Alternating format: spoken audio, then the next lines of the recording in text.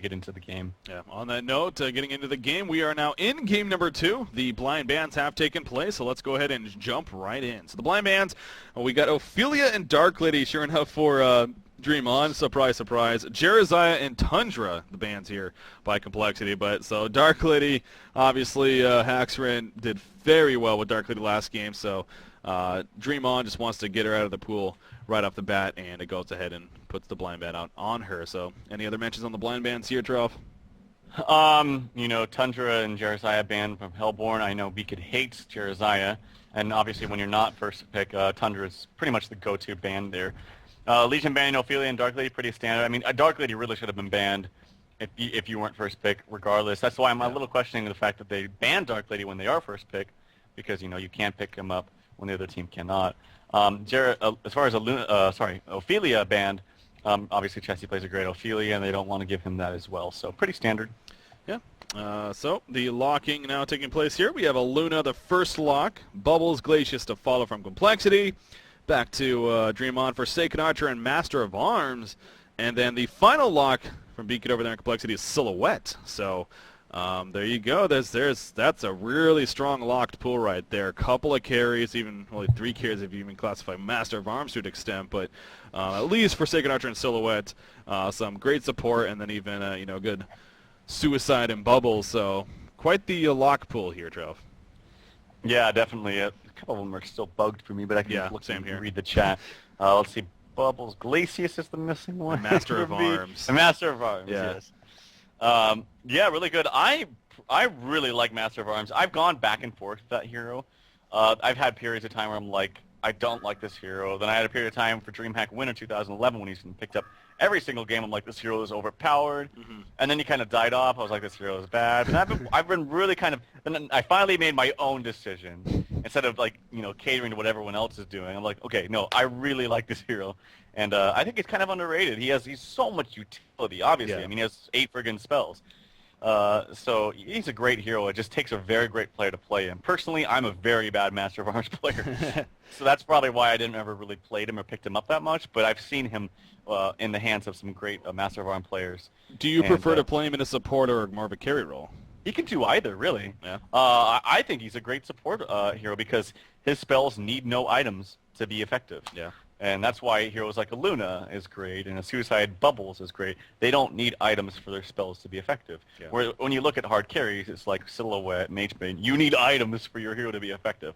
That's why I really like those heroes that don't need items. All right. So, of course, he is part of the lock pool once again, so we'll see if it's a possibility in terms of being picked up. As far as the bands taking place now, Tempest, Nymphora, Behemoth, and Pebbles. No surprises really there.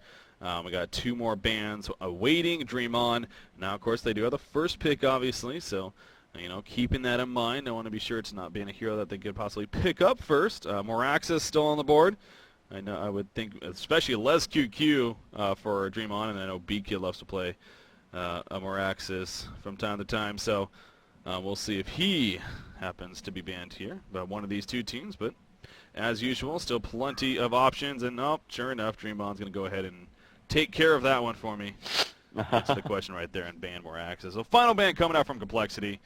We'll see what it happens to be, but of course DreamHoN, they will be getting the first pick, and once again, as always, still plenty of heroes on the board. But yeah, as Xanderkit was doing the update there on Scores the Update, Bochi, I believe he mentioned, they're playing, I forget who they were playing actually, but they said Bochi was actually running a Sandwraith in Game 2. They were down 1-0. But they're running a Sandwraith, and it was actually, he got like 14 or 15 kills or something like that really early on in the game, like 30 minutes in. So, wow.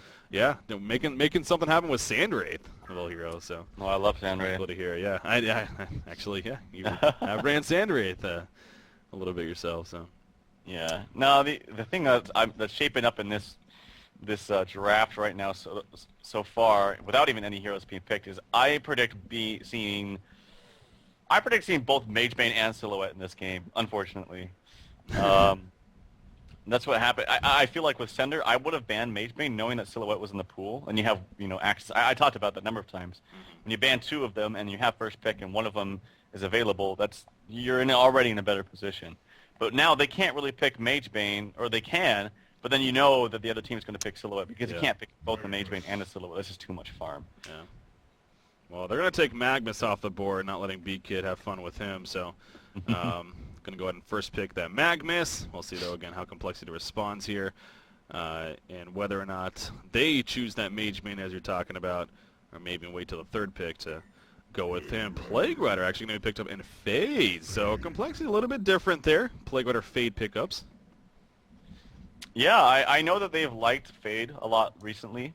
I've been saying for a while now, too, that I think Plague kind of died off and people stopped playing him. Yeah. I don't know why. I mean, the hero is so good. I think he's very good as just a solo suicide hero. Just gets that deny, constantly is denying creeps, get the level 6 and go team fight with your ultimate. A lot of players kind of do, or used to do, kind of like this meh, boring, like, Plague Rider Cthulhu Font long lane thing, but then against aggressive lineups, it just never worked out. I mean, it's still decent, but I think, and Complexity usually runs Plague as a suicide solo. Maybe we'll see Chessie on that hero, or Moon Meander play that hero as a suicide, and I think that's where Plague really shines. Yeah, of course, he did receive a nerf for that Cursed Shield, his W, but yeah, I'm on board with you. It kind of seems like he died off, and yeah, I'm surprised we don't see him more. I mean, the Extinguish, such a powerful lane control ability in that suicide lane. Of course, a Plague Carrier, as I like to call it, the Plago, is pretty damn awesome. Wild Soul and Bombardier. Okay, so I guess DreamHoN did have something more up their sleeve and going with a... I mean, Wild Soul not as crazy, but Bombardier. I mean, we did see him actually recently from what I can recall, but still, not a pick you would expect here. I love Bomb, though. I think it's an extremely strong mid-solo hero. Also, with Fade, I haven't seen Complexity run Fade a lot, but I don't think they run any kind of support Fade, so it's usually mid. And if Bomb is mid, he's going to crush Fade. I mean, just stomp Fade. At least he should. Now, the way they have Magnus, Bomb, and Wild Soul, that tells me that they're going to do like a pseudo tri-lane in the long lane, with an aggressive one because you have Magnus, and then have Wild Soul solo in the short lane. Or they could do it the other way around and have Wild Soul suicide. I actually don't like the Parasite pickup because I think Complexity is thinking that they're going to do a jungle Wild Soul, but I don't think they're going to, and I hope they don't. Well, and you saw them also. They were right-clicking Mage Bane there for a little bit, but they decided to go with Parasite instead. So, but I was going to say, against a Wild Soul who's trying to jungle, that actually can work out very well.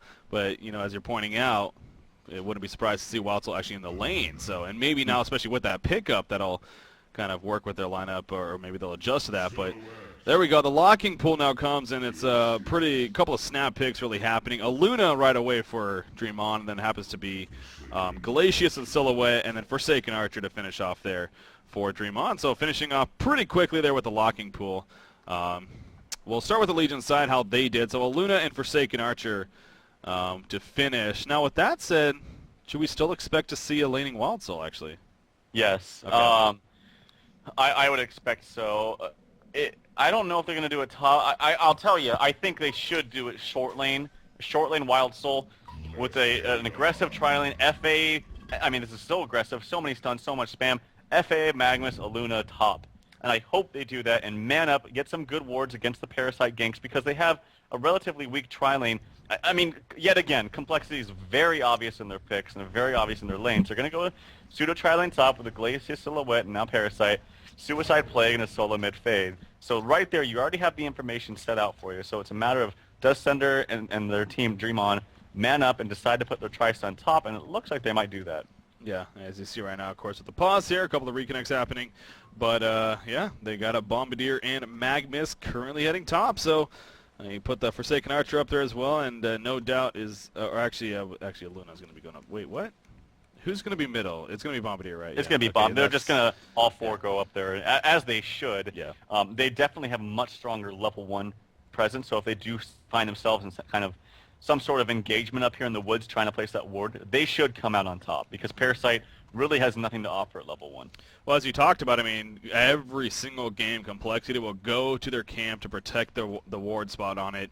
And you see right here, I mean, already Silhouette and Glacius in the front lines, and you got Parasite and Fade following suit. So it's possible we could have a little bit of a skirmish go up here at the top lane as a result of that. We'll see if it actually happens. Looks like all the reconnects are happening right there for DreamHoN. So As soon as they're good and comfortable, we'll get some readies out and hopefully resume out of this pause here. But And Moonman are playing Parasite. I've never seen this, by the way. yeah, actually, that caught me off guard too, and I was going to bring that up. I mean, that is something. I guess Chessie, he's familiar with the jungle. You'd think that maybe he would have been playing that. I know Right. Moomiander can play a suicide plague rider, but for whatever reason, they are going with these kind of roles. So I don't think Moonman, and I know that's being on that team with him, feels very comfortable playing Suicide. yeah. I know he had his big speech and went on a walk and said, "I can no longer play Suicide," and I just think it's out of his comfort zone. So maybe Chessie felt a little bit more comfortable playing that Suicide,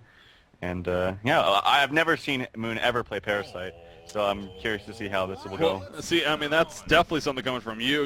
Considering you played with him for so long with Right. what was Trademark Esports. So yeah, we'll see. I mean, I'm sure he'll fare fine, but it is something, on a competitive level, and to not have experience playing a certain hero in such a big game. Of course, this being the group stages here, by the way, $40,000 DreamHoN Summer Championships. Going to stress that, so much money on the line. Now, this is just game one for both these teams at the group stages, but still, you want to get off to that strong start. But of course, complexity, they are up 1-0 now.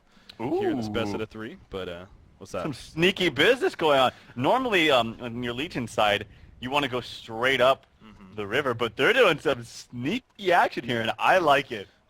This is setting up to look beautiful here, Glacius. Oh, Glacius.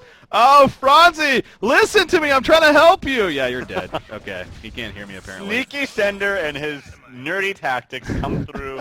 They do get the kill and the Bloodlust on Les QQ. That's the perfect hero to get it on.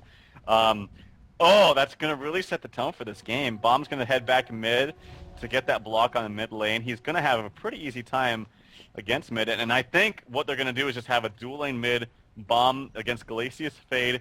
If they respond, though, what they should do is have Magnus sit up top. Luna should respond as well. Sender is very good about doing that, and they will win this lane. They're going to have 2 range to 1. Yeah, this is that's a prime start there. And you mentioned Les QQ getting the blood skill. He already has 1,500 gold per minute, so he is dominating this game. Obviously going down very quickly, but yeah, he is. That's really good news for them. In fact, he already has, or did he buy something? Yeah, he did. He finished his Ring of the Teacher actually, as a result of that. So already has a Ring of the Teacher as well as the 3 minor totems and some duck boots here.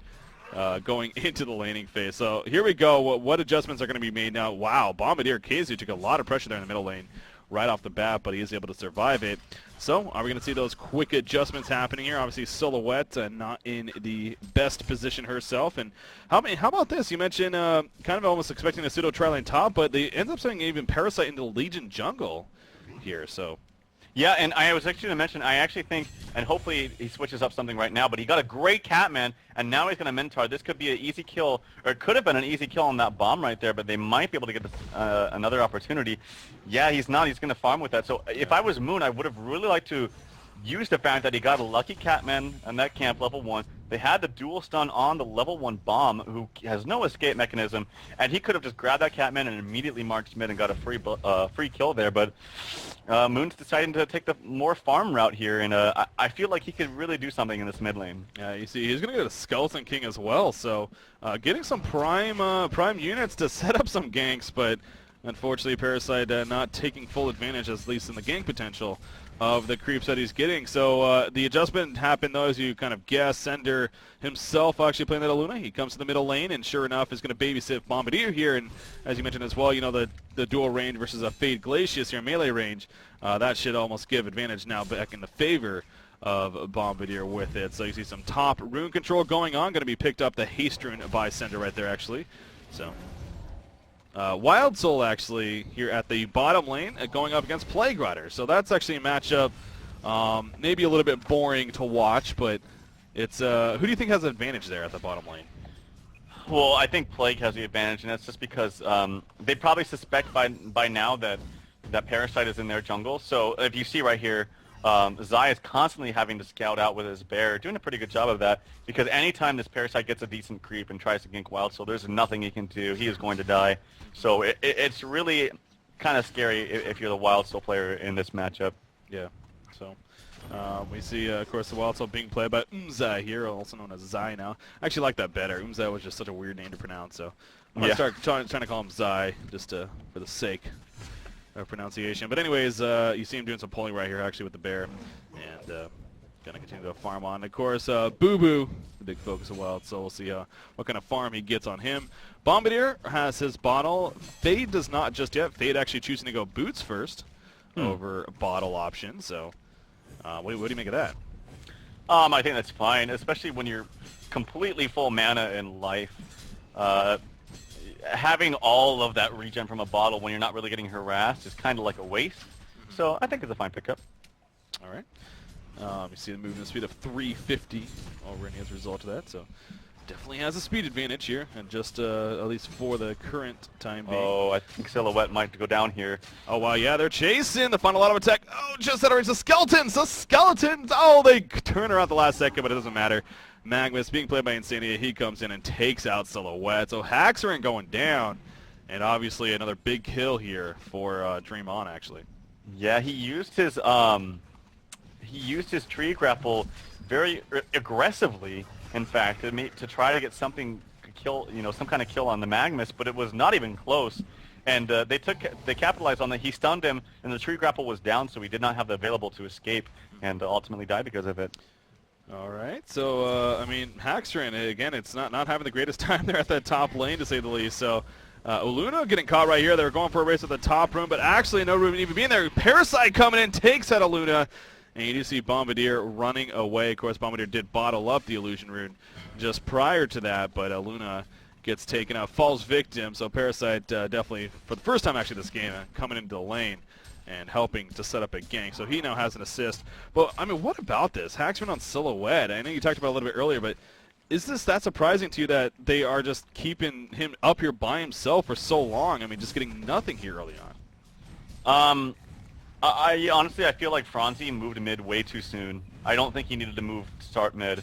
Yeah. I think they could have, even though he got the bloodlust, his thinking is, oh, I got killed, they got bloodlust, we can't lane against this guy now. And actually more action coming here on a Haxorant. The volley comes out, and he dies again. This is not going to be a good start for Haxorant. Oh, I happen to be watching the bottom lane while you're talking about that, so yeah, unfortunate for Haxorant, but what a play by Jesse right there. I guess that was more RNG, but the play goo bounced perfect for him. It bounced back to Wild Soul at the last second, at maximum range it had to be, and got the kill, and he ends up staying alive through all of it. So at least some good news there for Complexity at the bottom lane, but as you mentioned just prior to that, Haxorant falling for the second time is now 0-2. He only has 5 creep kills. He's still level 3.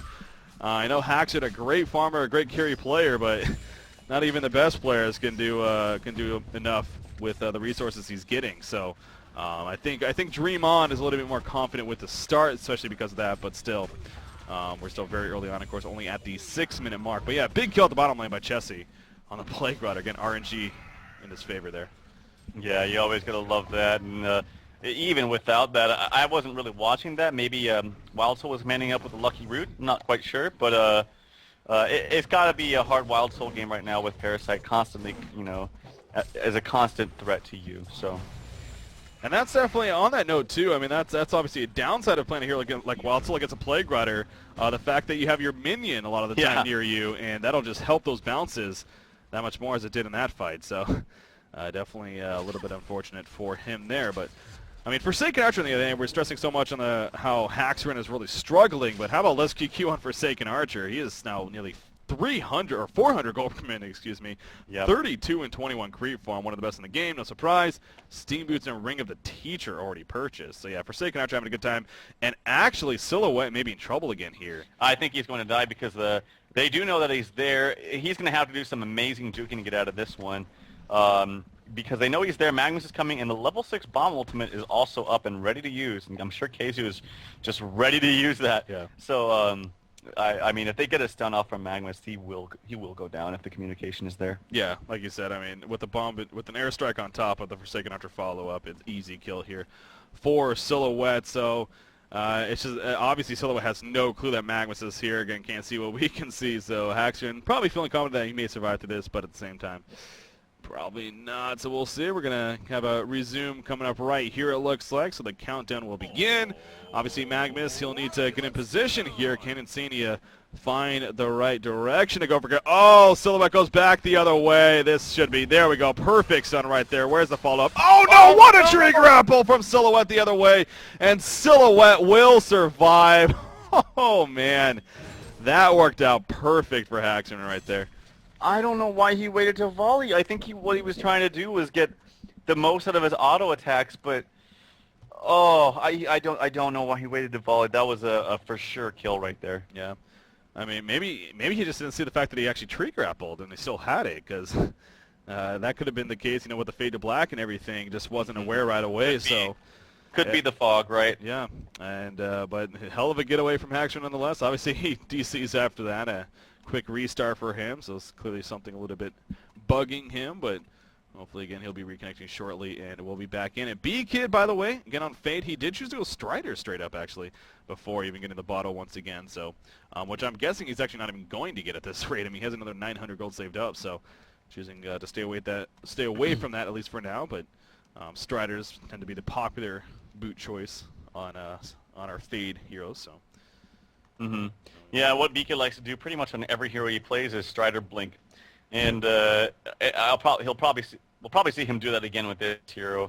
I personally, I don't like rushing Blink on Fade. Personally, I feel like you can get other utility items on him. Things like, I mean, Codex seems trolly, but it really does, provide a ton of burst. Things like a puzzle box, a Hellflower. A Blink is definitely good to set up initiation, and I think it will work here actually just fine with a Plague being level 7, because that ultimate, you get a good initiation, and you get a good stun onto 2 or more heroes. That ultimate is really going to just do so much damage. Yeah. Well, you see we get some information right there. Apparently just having some lag issues, so again, Haxman hopefully gets sorted out shortly here, and then back into Game 2 we'll go. But again, this is game number 2. Obviously, Complexity Gaming, for those that may be tuning in late or may kind of be wondering, I'm sure the word has been passed on somewhat, but guys, Complexity Gaming, this is the former now Trademark Esports team. It was just announced a couple of hours before we were actually going to be coming on to cast. It was made official by the Complexity organization, so they're now a part of that organization there. And then the Trademark team, they actually picked up, known as Can't Do Spaces, also referred to as Team My Nuts, so that's the new Trademark team. So a couple of team changes going on here as far as names, specifically in sponsorship, so congratulations really to both teams. And again, it's always good to see sponsorships on the scene, but that's kind of where that situation stands. Again, with this being game number 2, of course, Complexity up 1-0 after what was really almost a one-sided game in Complexity's favor, as Dark Lady being played by Haxman just really got absurd. And DreamHoN tried for a little unique strategy with, what was it, Malakin, a Cursed Soul Reaper, and even Empath, but just didn't work out for them. So here we are in game number 2. Definitely a couple of, really one big, little bit of surprise pick in the Bombardier, but other than that, nothing too unconventional this game around, but so far pretty even game. Definitely both teams having some good points that stand out. It looks like he is back though now, and we're going to get back into this as, oh, never mind. Quick second here. Maybe somebody's still AFK about. Yeah, Wild Soul, I mean, he's in the jungle now doing what he can. Obviously, Boo Boo has his boots here, but he's not doing too well, and that's at least good news for Complexity. Although Forsaken Archer is doing very well on the other hand, so. Right. And one of the great things about delay, I actually just turned on the Honcast stream, and I was able to watch what you were talking about with the Plague Rider Ultimate, and wow, that bounce. Yeah. It somehow just stretched all the way over there. It's like, I gotcha! Homing in a Plague Goo right there. It was just bound to happen. The Han gods were in Plague Rider's favor, so. That worked out perfect for him. So Bombardier, he's been level 6 now for a little bit. Obviously no airstrike being used just yet. Maybe it would have happened on the top lane if they actually caught Silhouette, but of course she made a great getaway, so Bombardier will have to wait at least a little bit longer. I mean, we talked about this. Again, we have... Oh, actually, Wild Hunter setting up a gank right here. Of course, Parasite with the Wild Hunter. trying to get in range. Now the invisible wearing off right there, but they're still going to go for something. Burning Shadows for Leech will come out. No face like there, of course. Parasite now level 6. It's not going to matter though. Luna will fall. The burst damage too much handle. Nice Entangle coming out for a while. So there's the airstrike, and down goes Fade. And I'm sure B-Kid is hating life right now. Yeah, that's once again RNG. This time in favor of Wild Soul. Yeah, he's like, you got your lucky time. It's time for mine. Yeah. Man, that worked out perfect. I mean, the first hit Entangle are always the best coming out from Boo Boo, and obviously that set up a very easy airstrike for KZoo. So, well played right there in a 1-for-1 exchange that I'm sure DreamHoN in the end was happy to get there. Fade for a Luna, so. Yeah, and also, he got the Entangle right as Fade ulted, so Fade's not going to have the ultimate available for another 50 seconds. Oh, yeah. That's true, actually. So, yeah, she will not be able to use that. She's going to start running back. Now, she's actually going to go to the Hellborn jungle currently.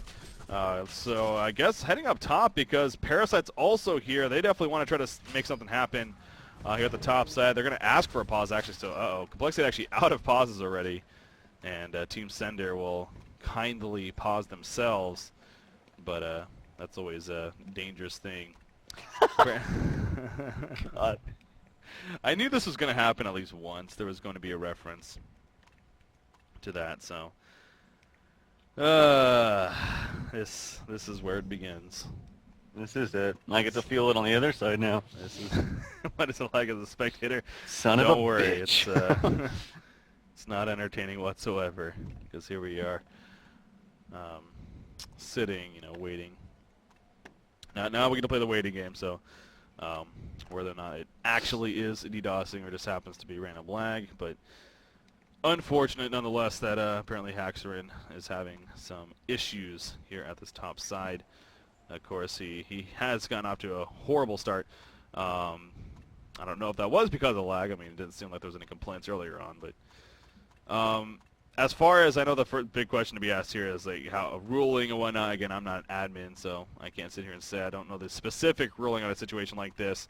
I think from what we read before, though, it was a case of you sit through 2 10-minute pauses, and if it still isn't figured out, then as far as a player DCing or whatnot, then you just actually play out after that. As far as remakes go, it's obviously we're only 9 minutes in, but still, it's enough has happened to really you can't really force a remake, so Right. it's tough position to be in here overall, and that's the last thing you want is to have a game completely affected by a technical issue. It sucks. Yeah, it's too bad. I mean, I was on the other side of it, and it's just as frustrating. So I know what they're going through, and now I know what you guys were going through. Sitting here playing the waiting game, waiting for it to happen. So, yeah. Again, it's you just kind of hope that whatever he does, like something can happen and it does get better. But well, for now, we'll just have to hope for the best. Getting Complexity, they are up 1-0 here. So in this best out of 3, but DreamHoN playing strong here in game number 2, and it goes back to LesQQ on Forsaken Archer, who was Steam. I mean, she's got a good chunk of early game items. She's got a Soul Screamer in here, early power supply. So making very efficient use of the strong farm that she got from the beginning. So well on her way to a very successful Yeah, game LesQQ here. is doing a really good job. He's got...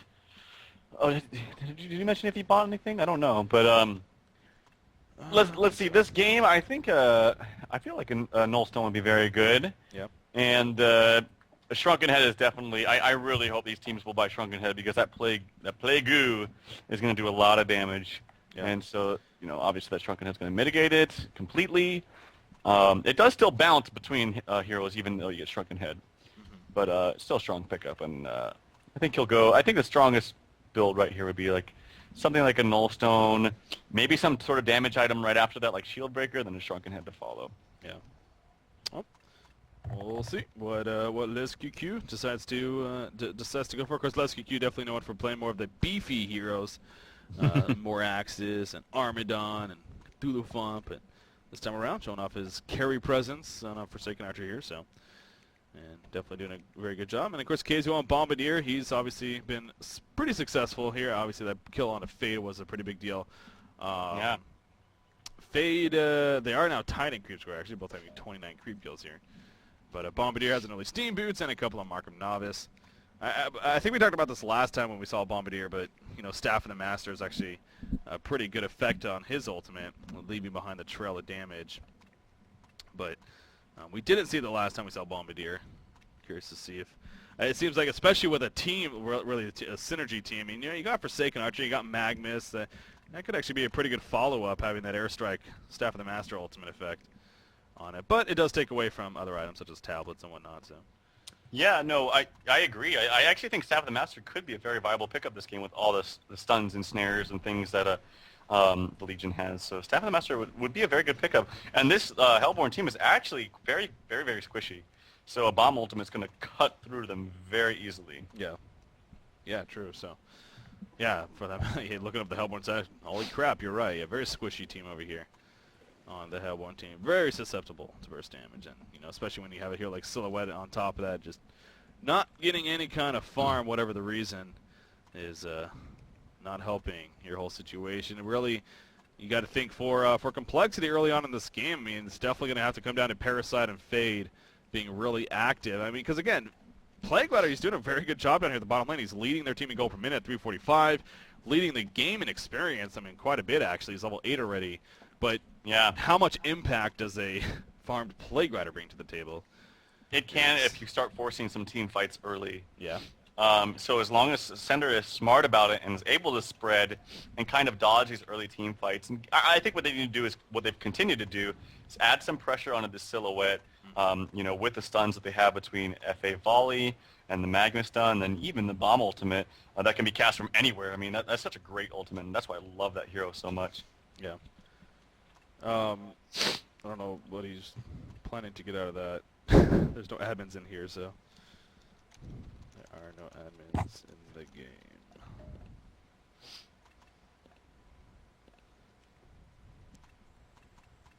Anyways, okay, so it looks like we are going to resume here and see if things are a little bit better for Haxer. So game has resumed now. Just before, I'm guessing, the server on pause. Oh, Parasite actually coming. They're going to jump for Forsaken Archer right here. It's going to be enough damage, though. Magnus, that great counter stun. Piercing arrows will hit. And there's that crippling volley on top of the piercing arrows. Parasite goes down. Now, Forsaken Archer very likely still going to fall as Haxer comes in with a death blow to snipe and takes her out. So, actually, that did work out very well for the Hellborn team, despite Moon Meander's death there on Parasite. So, coming right out of the pause. I definitely didn't even see that coming, but huge kill happening on a Forsaken Archer, actually. That was a big misplay by Moon, actually. Not only did he not get the attack out of Invis to get the extra bonus damage from the Wild Hunter, he didn't even cast his spell. He just kind of sat there. It was very, very slow clicking by Moon, so kind of a misplay there. He definitely did not need to die. But a good job, a good heads up by LesQQ by casting that volley and immediately casting the ulti right after. Yeah. So they got the kill, like I said, and that's big for the Hellborn side. We just got finished talking about how Forsaken Archer has been having such a successful game. Nice catch on a Silhouette right there by Magnus, but Forsaken Archer already turned around, so no follow-up to happen. But Haxer will have to continue to play very passive because of the situation at hand. But Bombardier, double damage rune actually activated. He also has an invisibility rune bottled up, so doing a good job of rune control there, and is going to clean up this next creep wave here against Fade. So Fade actually going to deny at the last second, but Bombardier going to continue to increase his farm here in the middle lane. But yeah, so some good roam going on here from the Hellborn team. Definitely what we talked about, necessary really from them. But we'll see if what you talked about as well, getting some more team fight engagements, especially for this Plague Rider, could be very useful for complexity. So Chessie, I mean, he's still sitting at this bottom lane here, continuing to farm it up, and the Legion team not doing anything to stop it. So Plague Rider 100% free farm. Yeah, it looks like Zai is just kind of conceded the fact that he can't really go against him.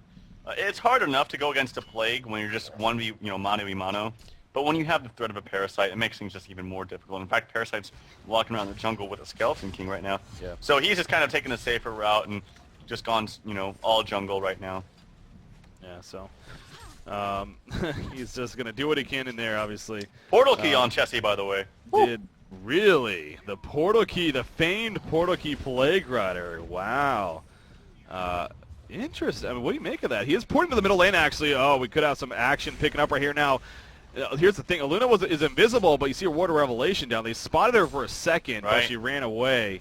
So they thought that was a free kill with Chesney porting in, but obviously it is not. Aluna playing very passive, as is Bombardier. But can Plague Rider get a good portal key jump right here? You see Fade taking a lot of pressure. He's going to have a sticky bomb go off. And make sure you need to... Glacius should ice imprisonment that. Oh, no. Oh, yeah, good call, actually. That would be useful. In fact, you see him running back. Oh, the bomb right ulti would have killed him! Ooh, yeah, that would have been pretty epic if Bombardier could have timed that correctly, but he does not. Kizu wasn't really focused on doing that, so going to be fun. But yeah, okay, portal key Plague Rider. What do you make of that? I guess they're just going to try to go all out aggressive, and I think it could work just simply because you look at Sender, he is so underfarmed and so underleveled. I mean, he's level 4, and he's going to be really susceptible to some ganks. We see right here the middle lane Bombardier actually getting jumped by the Parasite combination, but the port's coming in. The Hellborn tank quickly retreats, actually.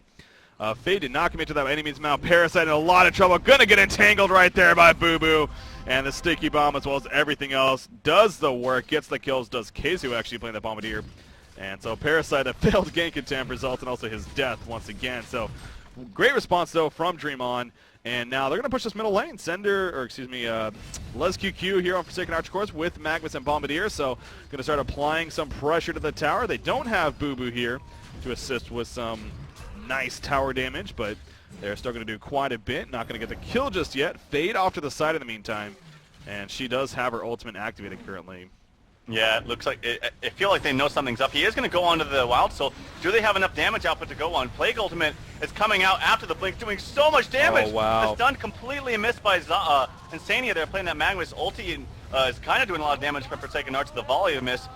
Double kill coming out for Chessie, and maybe a triple kill, maybe a hat trick, or sorry, a quad kill. No, he does go down to Forsaken Archer. Forsaken Archer misses yet another volley. Oh no, some misspells just all over the board here on the Legion team. Started off with a misstun from Insania there. Plague Ultimate doing a lot of damage. I feel like Magnus could have just Steam Bathed and mitigated so much of that because it was bouncing between Magnus and another hero right next to him. He did a little bit late. I mean, you're right on that, but he definitely did eventually. But still, it was then a bounce between Bombardier and Aluna, I think it was, and it just became too powerful. But yeah, I mean, Chessie showing off the power of a portal key. Plague Rider Airstrike taking out Beacon right there, playing Fade. So obviously, good heads up by Keizu actually coming out and able to finish off Fade. But portal key Plague Rider, no doubt the big reason why they won that fight right there. He went in the background beyond the creep wave where 3 heroes were and started that ultimate. And the Legion team, they honestly didn't do the greatest of spreading apart. They were so committed to the fight. It's almost as if they didn't even realize Plague Rider. Maybe they didn't even realize he had a portal key. I mean, that's very likely too that he purchased that and they just didn't pay attention to it. So all of a sudden he's on, and that was also with a level 1 ultimate. I want to stress that he leveled up during that fight. So next time he'll have a level 2 Plague Carrier that they're gonna have to worry about. So that was definitely big plays there coming out from Chessie. Yeah, I mean the blink definitely showed its effectiveness right there. I just still feel like there could have been a lot better spreading there gone on the Legion side, and actually some action here in the jungle as Wild Soul is going to find himself in trouble there. He meets both the Invis Glacius and then the Parasite who is already in the jungle, so that is not good for Zai. Yeah, and Zai definitely continuing to struggle as well. Still now just under that 200 gold per minute mark.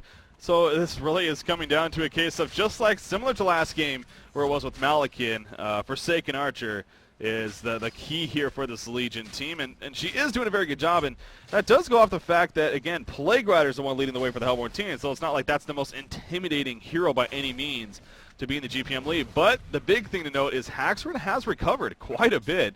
He is now up to 254 GPM, and you can tell the farm has increased, especially since he's gone to the jungle. And I just saw a portal key purchase on Fade, so what you talked about, the Strider's Fade combination, he now has that as well. So very squishy, but they're actually getting some strong initiation presence, a lot stronger in terms of gank as well, and that could be troublesome for the Legion team here. Yeah, and I just feel like the Legion side just doesn't really have a clear strategy. It feels like a constant quad to tri-lane mid for their team. They're just not running around at all. They have very little vision right now. They've had a ward up here for a long time, placed by Insania up here near the Hellborn hard camp.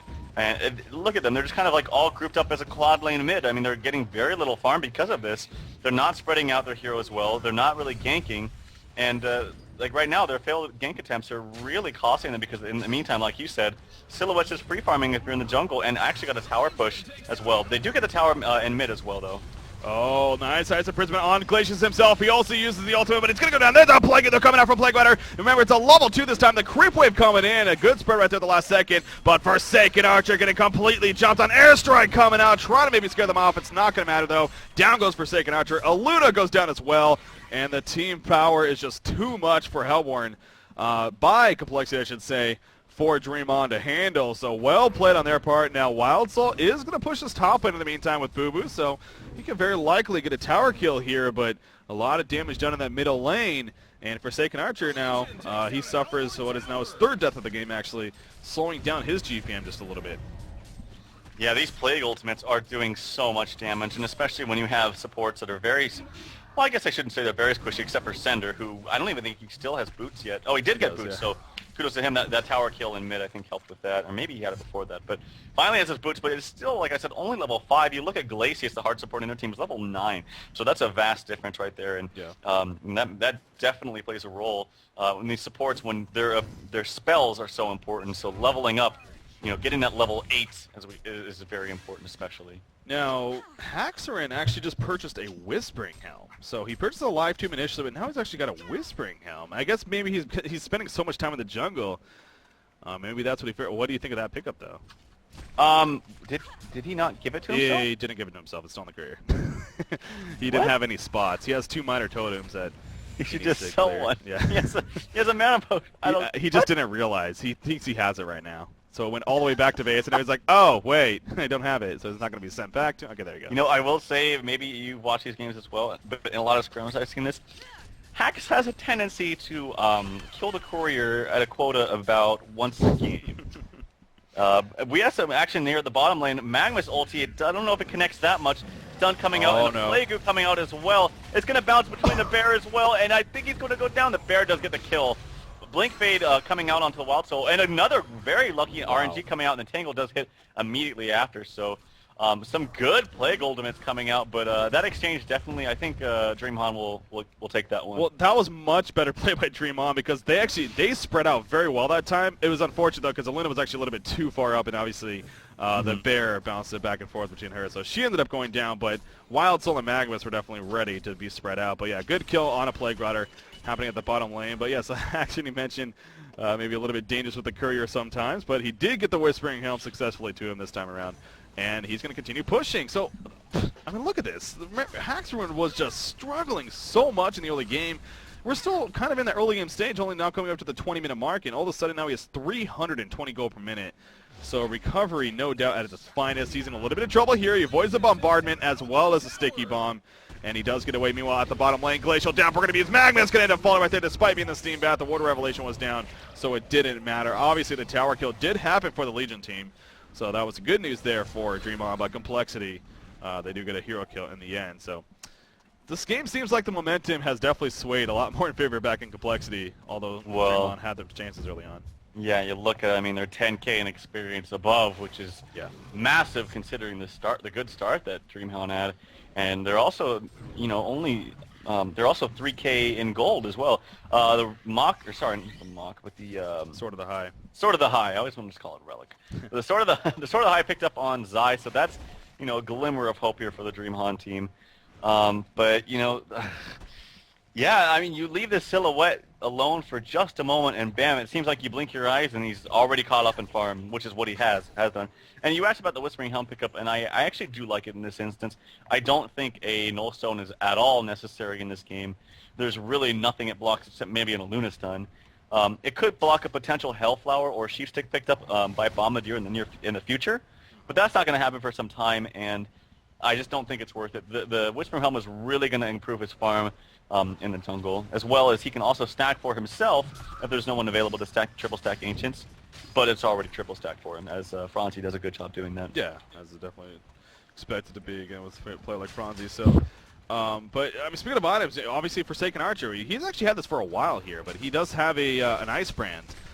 So you were talking about maybe the Shrunken Head, the Nullstone for him possibly, but going the Ice Brand route, in fact, there we go with the Frost, or well, he finishes the Frostburn now, as he just purchased the Firebrand as well. So he'll have a Frostburn himself here as his first item choice. And I believe I just also saw a Firebrand purchased by Silhouette. So, again, both our carries now in this game are getting bigger and better items, and Silhouette is catching up to Forsaken Archer very, very quickly. As I keep stressing, Chessie continues to lead the way in GPN. I mean, with a Forsaken Archer, a Silhouette, with a Wild Soul, I just find that still pretty absurd. But Chessie, maybe that's why he's playing this Plague Rider. We talked about that at the beginning.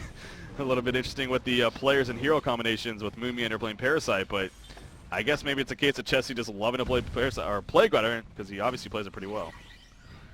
Yeah, I just think Chessie's much more comfortable at that suicide role. We saw him play Bubbles last game, and he did a very fairly well job. Did get picked off a couple times, but overall his performance was very, very good last game. Yeah. Well, he does have a Shaman's Headdress now. Oh, Forsaken Archer getting caught in the middle. A nice red stun coming up, but I don't think it's going to be enough. There we go, the Ice Imprisonment. And Franzi actually will get credit for the kill with a final auto attack. So, Forsaken Archer getting caught out here in the middle lane, as I'm sure Fade with that portal key was a big part of that. Didn't catch exactly how that started, but I got to think that was, as well as maybe even Parasite. Parasite, by the way, he also has his level 1 Codex now, so another big pick coming out here for Complexity.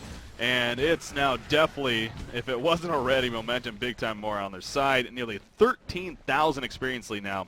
And that goal lead getting bigger and better at 4,200 here. They're also going to push a tower, and that'll, of course, increase the goal lead even that much more. So, Complexity getting very comfortable now. And that's not a good sign here for DreamHoN. You mentioned the Mocker Brilliance hasn't been finished, actually. No, it's still sort of the high. He's going to be able to pick it up within a couple of creep kills, though. So he will have a Mocker Brilliance soon on Wild Soul, but you got to wonder, how much of an impact that actually is going to have.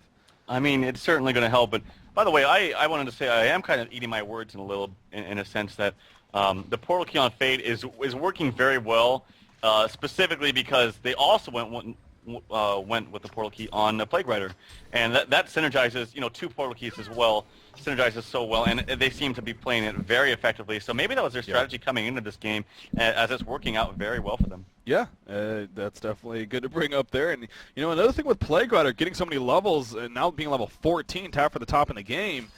He's got the maxed out Cursed Shield even as soon as possible, and obviously that'll be very powerful against heroes like Wild Soul and Forsaken Archer. The fact that he's able to spread around 8 armor early on in the game. Usually that wouldn't be the case with the under-leveled Plague Rider, who of course gets the Extinguish and the Contagion first. So being able to maximize that armor potential. Oh, Fade actually needs to be a little bit careful here.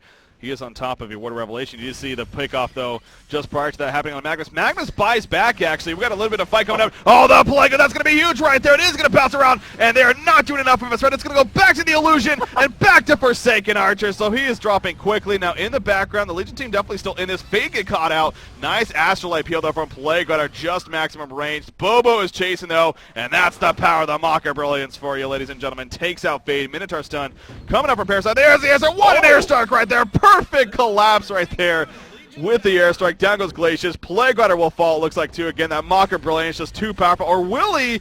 Oh my god, Plague Rider's going to live, actually. He ports out in time, and in comes Parasite to actually pick off Forsaken Archer right there at the end. So actually a pretty good finish here for the Helper team, but Parasite will end up falling as well. So I don't know. It's tough to say who came out ultimately on top of that fight, really, but... Well, I mean, it was pretty even, but look at the whole time. Silhouette's up here farming. True, and he just purchased a Geometer's Bane, by the way. Yeah, so they're winning these fights 4v5, basically. Boundai now picked up onto Glacius for a lot of counter warding, and it's going to help reveal the Magnus as well when he uses that Steam Bath. That was a great fight because Moonmeander was able to pick off. Let me see who that was here. Insania on Magnus right away before the fight even began. Yeah. With having that codex, so that was a very good pickoff, and it jumpstarted the fight in Complexity's favor. Yeah, obviously he did buy back, but he made him use a buyback. He made him use a good amount of money, and this is a Magnus that doesn't have his portal key yet. So he now has 1,500 gold and counting, so he is getting close once again. But again, he having used a buyback slowed him down from getting it. So big pickoff indeed to start that fight. We are now at 26 minutes, so Barrier Idol now has actually been finished on Plague Rider. So, again, he had a great heal with that Astrolabe to keep Fade up a little bit longer at least. But now having a Barrier Idol as well, that'll be very useful against this Legion team in general. That Mocker Brilliance even on Boo Boo, so always a powerful item. And as I just mentioned before that, Silhouette with her Geometer Bane pickup. What do you think about that? You've made the point in the past where if you're going up against a very AoE heavy team, that Geometer's Bane may not be necessarily the most effective choice. Are you fine with it here? On Silhouette? Yeah. Yeah, I don't really like it. Okay. I feel like there's just really no point. It's not like it will disjoint the volley from Forsaken Archer, but so would a Shrunken Head, Yeah. which is going to disjoint all magic damage. Hello. So I just don't get it. The same thing goes with Forsaken Archer. I mean, I think Frostburn's okay, but it's like you're gonna get disabled. You got blinks, you got codexes, you got all sorts of that stuff. So why not just save your life? Like, buy a Shrunken Head. I don't know. I just don't think enough teams buy it. It's such a good item, and it's overlooked really. Yeah. Yeah. And people will think. I think a lot of the argument is, well, if you buy it early on, you're going to have very low charges. Yeah. But you can always upgrade it. So. Yeah. Or sorry, I guess I should say rebuy it. Rebuy, yeah. Right. Better way of it. Yeah. Definitely stressing that point again. But we do not see that here, at least any kinds in the making for either side. So something tells me may not even have it at this point as well. But Silhouette, she does continue to farm yet again here at the top lane, and obviously she has taken over as, the top farm of the game. Nearly 420 gold per minute now. She already has another 2,000 gold saved up here. So the fact that she's been able to just do this and not be involved, and I mean, look at the damage chart, the hero damage chart. That's actually a pretty interesting chart right now because it's actually a pretty good spread for a lot of these heroes in this game. But then at the very bottom, which is Silhouette, drops completely off, and it's like, well, she's been farming. Now that just even stresses more that Haxrin has not been involved in these team fights. They've been winning these fights 4 versus 5, and she is maximizing the farm because of that. So obviously had some lag issues earlier, but at this point, I believe it's safe to say has been figured out by now. Not to jinx it or anything, but it's good to see that we've recovered from that, and she'll continue to push up. Obviously, she has her ultimate here, so if she wants to split up with the illusion to be a little bit more safe, we'll see. But Wild Soul, 1,500 gold saved up. Where's Boo, by the way? Is he back sitting up here in the top lane, pushing it up? Oh, okay, yeah. Solo. He's riding solo. That's what Booby does, riding the solo role. Soul's Bulwark, I would think, is a possible next item choice for him. He's upgraded to Steam Boots himself and also has Ghost Marchers on Boo Boo, of course. 522 movement speed on Boo Boo right here. That is, with that wild ability definitely helps out with that. This is just getting kind of scary, though. The experienced lead is tumbling out of control, it seems like, for Complexity. I mean, they're up almost 15k, 6,500 in gold, and I mean, they could still be in this, the Legion side. They got to get a ton of counter wards up. In fact, their center just places one. Maybe he suspects Fade is on him because he is. But the good thing about Fade, picking up that bound die, is he has that clear vision, so he can see everything. Yeah. She can see like all counter wards being placed. He has complete vision. Oh, he gets a jump right there on a Magnus who is channeling up the eruption. He ends up going down. Parasite gets picked off. That could not have been any better for the Hellborn team in terms of initiation. That completely caught DreamHoN off guard right there. You see Wild Soul, he's falling back. Both Forsaken Archer and Luna, they're just running away. And now a possible Conqueror kill going to be coming out as well because of that. So yeah, perfect initiation there from Complexity. Yeah, that was a really good job. And I mean, that just shows you the power of Fade, and Beacon's playing it really well as complete vision right there. Sat behind the trees. That was going to be a level 2 channeled ultimate from Magnus with the portal key. And that could have really been the fight for them to kind of turn things around. But nope. Jumped on him as well as the portal key coming out from Haxrin and was able to kill him before he did anything. Yeah, excellent execution there coming out from Complexity. And again, like I said, the token alive, Haxrin will be the one to pick it up.